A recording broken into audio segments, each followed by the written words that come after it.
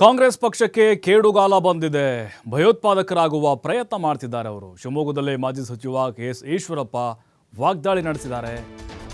ಕೈ ನಾಯಕರು ಬೇಕು ಅಂತಲೇ ಧರ್ಮದ ವಿರುದ್ಧ ಮಾತಾಡ್ತಾರೆ. ಪ್ರಚಾರಕ್ಕೋಸ್ಕರ ಮಾತಾಡ್ತಿದ್ದಾರೋ ಗೊತ್ತಿಲ್ಲ. ಶಿವಮೊಗ್ಗದಲ್ಲಿ ಮಾಜಿ ಸಚಿವ ಕೆ.ಎಸ್. ಈಶ್ವರಪ್ಪ ವಾಗ್ದಾಳಿ ನಡೆಸಿದ್ದಾರೆ. ಅವರು ಕೂಡ ಇವತ್ತು ಪ್ರತಿಭಟನೆಯನ್ನ ನಡೆಸಿದ್ದಾರೆ ಶಿವಮೊಗ್ಗದಲ್ಲಿ. ಅಂದರೆ ರಾಜಕೀಯ ಪ್ರಚಾರಕ್ಕೋಸ್ಕರ ಈ ರೀತಿ ಮಾತಾಡ್ತಿದ್ದಾರೋ ಗೊತ್ತಿಲ್ಲ. ಬೇಕು ಅಂತಲೇ ಧರ್ಮದ ವಿರುದ್ಧ ಮಾತನಾಡ್ತಿದ್ದಾರೆ.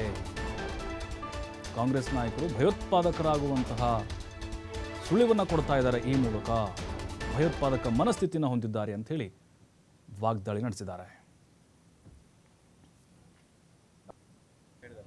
ಕರ್ನಾಟಕ ರಾಜ್ಯದಲ್ಲಿ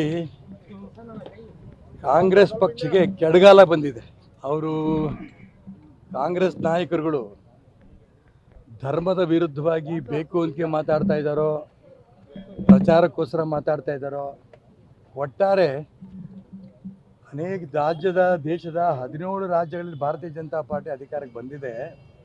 ಕರ್ನಾಟಕ ರಾಜ್ಯದಲ್ಲಿ ಯಾಕೆ ಬಂದಿಲ್ಲ ಅಂಥೇಳಿ ಕಾಂಗ್ರೆಸ್ ನಾಯಕರನ್ನೇ ಧರ್ಮದ ವಿರೋಧಿಗಳಾಗ್ಬಿಟ್ಟಿದ್ದಾರೆ.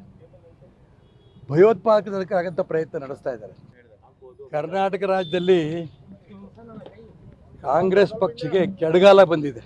ಅವರು ಕಾಂಗ್ರೆಸ್ ನಾಯಕರುಗಳು ಧರ್ಮದ ವಿರುದ್ಧವಾಗಿ ಬೇಕು ಅಂತ ಮಾತಾಡ್ತಾ ಇದ್ದಾರೋ, ಪ್ರಚಾರಕ್ಕೋಸ್ಕರ ಮಾತಾಡ್ತಾ ಇದ್ದಾರೋ, ಒಟ್ಟಾರೆ ಅನೇಕ ದೇಶದ 17 ರಾಜ್ಯಗಳಲ್ಲಿ ಭಾರತೀಯ ಜನತಾ ಪಾರ್ಟಿ ಅಧಿಕಾರಕ್ಕೆ ಬಂದಿದೆ.